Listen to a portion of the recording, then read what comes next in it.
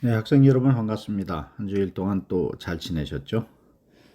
네, 이번 시간에는 공중보건학 제10강으로 보건교육 및 학교 보건에 대해서 살펴볼 예정입니다. 요즘 날씨가 상당히 좋아요. 특히 이제 야외로 많이 이렇게 나들이를 할 그런 시기이기도 하지만 사회적 거리두기가 제한이 풀려서 많은 사람들이 이제 야외를 나가서 활동도를 하고 그러죠. 교수님도 지난 주에는 뭐 어린이날 또 어버이날 이렇게 연휴가 계속 이어진 황금 연휴 때였잖아요. 샌드위치 데이도 물론 있었지만 그래서 많은 사람들이 야외에 나가서 이렇게 활동들을 하는 모습을 봤는데 교수님도 8일날 어머니 모시고 이제 가족들이 야외 행사를 했는데 정말 많은 사람들이 봄을 만끽하는 그런 모습을 봤습니다. 이럴 때일수록 또 우리가 해야 될 일은 방역을 철저히 해야 되고 개인 방역이죠 물론. 그래서 코로나 걸리지 않도록, 이 코로나 걸리는 게 문제가 아니에요. 코로나 걸리고 나서 후유증도 상당히 심각한 그런 수준에 이르는 경우가 많습니다. 그래서 가급적이면 안 걸리는 게 좋다는 거죠. 될 수 있으면 안 걸리도록 각자 노력을 해주시기를 다시 한번 당부드리고 건강관리 잘 하시길 바랍니다. 자, 그러면 보건교육 및 학교 보건 이거부터 한번 살펴보도록 하죠. 교재로는 교재는 페이지 431쪽이 되겠습니다. 네. 챕터 12장이 됩니다. 챕터 12장. 네. 보건교육 그랬는데 이 보건교육이라는 건 뭐냐? 보건교육이란 건강, 그 다음에 교육, 이렇게 해서 헬스 에듀케이션 이렇게 이제 하는 그 교육의 합성어죠. 합성어가 바로 이제 보건교육이다 이렇게 얘기를 하는데 사람을 대상으로 건강을 유지하는데 우리가 필요하고 바람직한 행동을 실천하게 하기 위해 사람이 가지고 있는 그런 잠재 능력을 개발하는 과정이 이제 보건교육이다. 이렇게 얘기를 하고 있어요. 그래서 이거를 이제 정의를 한번 살펴보면 보건교육에 대한 정의는 여러 가지가 있습니다. 여러 가지가 있지만 미국 학교보건교육용어 제정위원회에서 보건교육을 뭐라고 했느냐?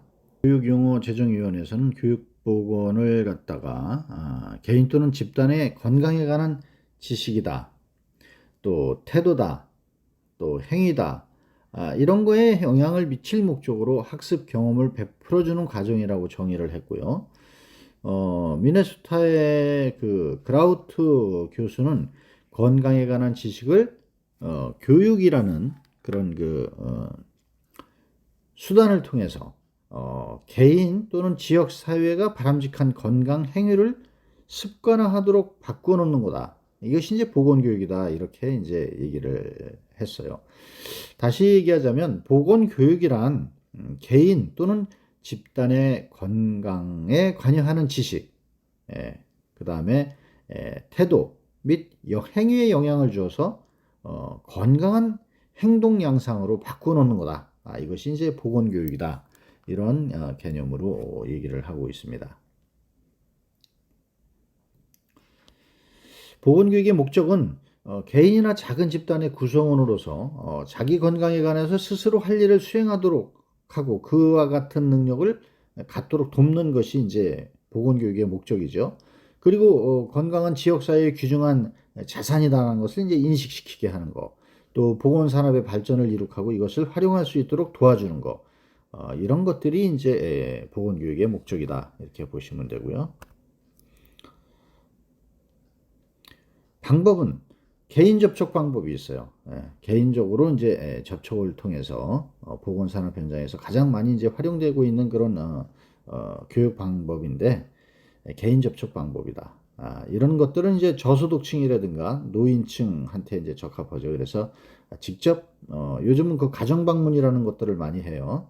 그래서 건강 상담시 이제 개인적인 지도를 하고 그렇게 한다는 거죠. 그럼 이제 단점은 인원이 많이 필요하죠. 다 방문하려면 또 시간이 많이 들죠. 이런 단점이 있습니다.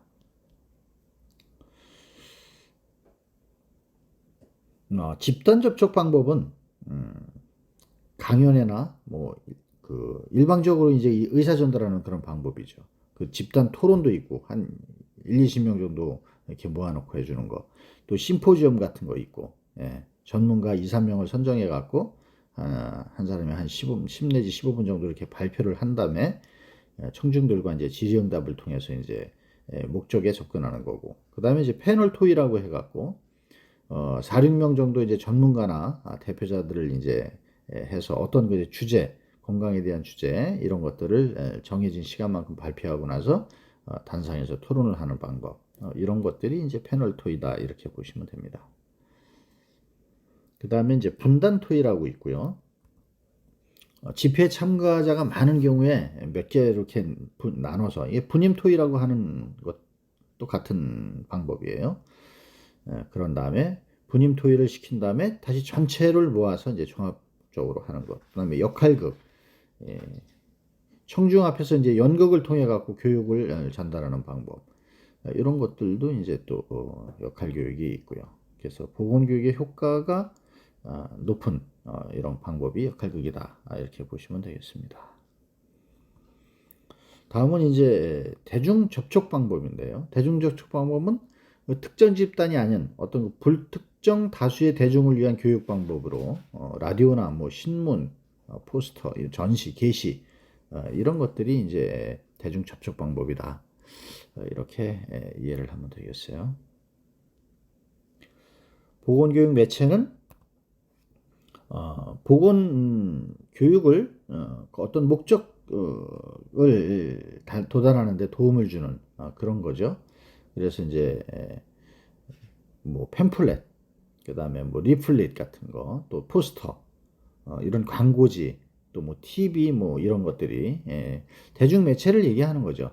이런 것들을 갖다가 보건교육 매체다 이렇게 얘기하고요. 이거는 이제 뭐 경험의 원추다 해가지고 직접 경험이 가장 중요한 것을 이제 강조하는 건데, 사실 맨 밑에 이제 보시는 것처럼 직접 체험, 이것이 이제 가장 중요하게 이제 이루어지는 거고, 그 다음에는 이제 간접적인 경험이 되는 거죠. 뭐 TV를 통해서 한다든가 뭐 지금 얘기했던 그런 내용들 참고하시고, 그다음에 이제 보건교육 대상은 학생에 대한 보건교육이 있고, 뭐 초등학교, 또 중학교, 이 저학년에서 건강 습관을 형성하는데 가장 중요하다고 볼 수 있어요. 그래서 신체 청결이라든가 위생, 또 자세, 또 질병 예방 이런 교육이 초등학교한테 중요하고, 중학교 때는 질병 예방과 사회생활의 위생적인 생활 습관 등을 교육하는 게 중요하고, 그 다음에 이제 고등학교 때는 고등학생을 대상으로 했을 때는 보건에 대한 지식을 습득하고 건강을 증진시킬 수 있는 능력을 이걸 이제 하고, 그다음에 사회보건이나 정신보건, 뭐 성교육 이런 것도 이제 중점을 둬서 하는 게 좋고, 대학생들은 전반적인 그 지식을 습득시키는데 국민보건에 대한 학교, 국민, 뭐 영양, 산업, 또 환경, 또 위생, 뭐 인구, 보건, 통계 뭐 등등 아주 다양한 교육을 실시를 하는 게 중요하다. 그 다음에 이제 일반 주민에 대한 보건 교육은 그럼 어떻게 하는 게 좋으냐? 이런 거는 이제 정부와 보건 관계인, 그 다음에 사회단체 이런 협동적으로 이제 하고, 환자들에 대한 보건 교육은 질병을 잘못 인식하고 있거나 혼동을 갖고 있을 때 이를 바로잡아주는 거, 그 다음에 질병 예방하고 건강 증진에 필요한 그런 건전한 지식을 전달하는 거, 사회 경제적 요인이 질병 발생하고 어떤 영향이 있다 이런 그런 걸 준다는 것을 인식시키고, 의료인이나 의료 종사인에 대한 교육 그 역할도 알려주고 명확하게, 그 다음에 치료의학뿐만 아니라 이제 예방의학의 중요성도 강조를 하는 그런 교육이 필요할 수가 있습니다. 보건교육에 대한 계획과 평가를 이제 교육을 했으면 필요한데 어떻게 계획을 세울 것인가 이런 건 이제 목표와 지역사회가 달성할 수 있는 목표하고 또 그런 것들을 물적 자원 같은 걸 잘 활용해서 계획을 세워야 되겠죠. 그래서 이런 것들을 하기 위해서는 예비조사도 필요하고 또 이런 것들을 얻어서 수직 검토 분석하는 이런 것들이 필요하다고 할 수 있습니다.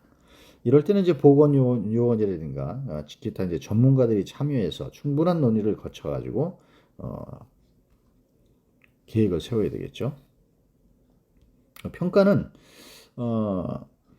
기록이라든가 어떤 그 보고서의 그 이용, 그 다음에 이제 시찰이라든가 관찰, 조사, 통계 자료 이런 것들 가지고 관찰자 의견 등을 고려해서 이제 세워야 된다는 거고요.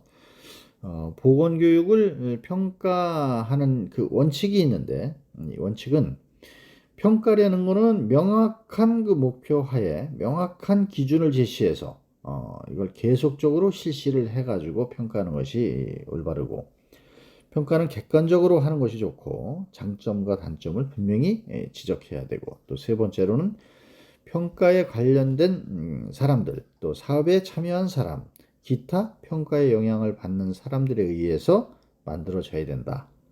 그 다음에 평가 자료는 누구나 잘 알 수 있게 정리되어야 되고 장차 보건교육 자료로 활용될 수 있도록 만들어야 된다. 또 평가는 계획평가, 진행평가, 결과평가가 이렇게 수행되어야 한다. 그리고 평가는 다음 계획에 피드백, 반영이 되어야 된다. 이게 중요하다고 할 수 있겠습니다. 보건교육을 평가하는 내용에는 보건교육 활동에 대한 평가로서 활동 범위, 교육 방법, 보건교육의 문제 설정, 또 보건교육 참여자의 협조가 있어야 되겠고 교육 자재의 어떤 그 질이라든가 효과라든가 비용 등이 또 포함되고 결과에 대한 참여자의 수와 보건 문제에 대한 태도 및 지식, 습관, 변화 정도를 비롯해서 전체적으로 그 보건 수준의 변화와 질적 결과에 대한 평가가 돼야 된다. 이렇게 보면 되겠습니다. 다음은 이제 학교 보건이에요. 학교 보건이라는 것은 학생과 교직원을 포함한 학교 인구 집단이 건강하고 안전하게 생활할 수 있도록 하는 학문이고 사업이 바로 학교 보건이다. 예, 이렇게 이해를 하면 되겠어요. 우리가 학교 생활을 학생들은 거의 다 하루 종일을 생활을 하는 거나 마찬가지잖아요. 그래서 학생들은 이런 지식, 이런 것, 건강한 생활, 이런 바람직한 태도를 학교에서 형성하도록 하고 건강한 행동을 취할 수 있도록 하는 것이 중요하겠다. 그래서 학교 보건의 교육이 중요하다. 다시 그 중요성을 한 번 더 보면 학교라는 것은 교육뿐만이 아니라 여러 방면에서 지역사회의 어떤 그 중심적인 그런 역할을 하고 있거든요.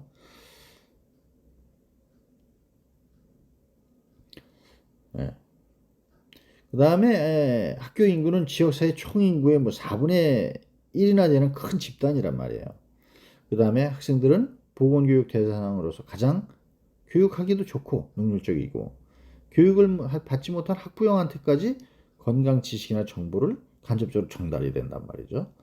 또 학생은 배우려는 그런 의욕이 있기 때문에 보건교육의 그 효과를 높일 수 있는 가장 좋은 시기가 되고 학생들이 장래 생활화가 또 가능하단 말이에요. 학교 보건은 여러 보건 사업을 추진하는 데 있어서 유리한 점을 많이 내포하고 있습니다. 학교 보건의 목적을 보면 학생과 교직원의 건강과 안녕을 유지하도록 하고 그 다음에 그런 심신의 안정과 학습 능률의 향상을 도모해서 미래 사회를 이끌어 나갈 그런 육체와 정신을 갖출 수 있게 하는 데 목적이 있단 말이에요. 그래서 그런 목적을 갖고 학교 보건을 운영한다. 이렇게 보시면 되고요. 학교 보건 그 서비스, 학교 보건의 어떤 그 조직, 뭐 교장의 그 역할, 뭐 이런 것들이 있죠. 이게 학생과 교직원 중에서 무슨 문제가 생겼다. 그럴 때는 학교장이 등교를 중지할 명령도 있고, 교육을 또 단축시킬 수 있는 그런 권한도 있고요. 그다음에 보건교사는 학교 보건계획도 수립해야 되고 등등 이런 각종 질병에 대한 보건지도도 하고 학생 건강관리기록부도 작성을 하고 관리를 하고 뭐 이러한 내용들을 하고 있고요.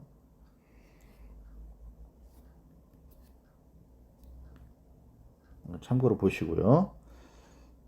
네. 그 다음에 이제 학교 의사가 있어요. 학교 의사도 그 학교 보건교육의 수립에 대한 그런 자문도 하고 또 학교 환경위생 유지관리 개선에 대한 자문, 주로 이제 자문, 건강평가, 지도 이런 일들을 이제 의사들은 하게 됩니다. 그다음에 약사, 학교 약사는 또 학교 약사대로 그런 자문 역할을 하고요. 네. 그다음에 담임교사, 담임교사는 학교 보건관리와 보건지도의 가장 중요한 담당자가 될 수가 있겠죠. 반 학생들에 대한 성향을 다 아니까 학생들의 건강 증진이라든가 사고 방지 책임도 있고 이런 것들을 보고 이상 유무가 관찰됐을 때는 즉시 학교에 있는 보건교사하고 협조해서 학교 보건관리를 같이 해야 된다. 이게 이제 담임교사의 직무다. 이렇게 보시면 되고요. 또 학교 보건 사업의 그 내용을 보면 학교 보건봉사 건강 평가는 어떻게 하느냐? 평가 방법은 이제 정기 건강 평가 또 수시 건강 평가 이렇게 구분해서 실시를 보통 하는데 정기 건강 평가는 매년 1회를 하고 그다음에 체격과 체질 검사는 4월부터 6월 사이에 실시를 하고 체력 검사는 9월부터 10월에 이렇게 하게 되죠. 대상을 학생들을 대상으로 교직원을 대상으로 이렇게 한다. 보통 이제 정기 평가는 뭐 신장, 체중, 흉이, 앉은 키 이런 걸 알아보고 체격 검사는 뭐 시력이나 청력, 또 체질 검사는 달리기, 멀리 뛰기, 턱걸이, 뭐 체력 검사는 결핵, 뭐 치아 이상, 영양 평가, 혈액형 검사 이런 것들을 이렇게 실시를 한다. 아시면 되고요. 건강 상담. 건강 상담은 이제 학생과 교직원의 건강 관리 목적에 있지만 효율적인 교육 목적의 달성에도 매우 중요하죠. 건강 상담은 학교 의사나 또는 학교 치과 의사를 중심으로 해서 담임교사, 보건교사 등이 실시를 하고 학교와 가정 및 그런 지역사회의 긴밀한 연계하에서 이제 하는 것이 바람직하다. 이렇게 이제 볼 수 있어요. 학교 이제 감염병 관리는 학교는 많은 그 집단 생활을 하는 장소가 되잖아요. 그래서 감염병에 대해서도 감수성이 상당히 높고 그렇단 말이죠.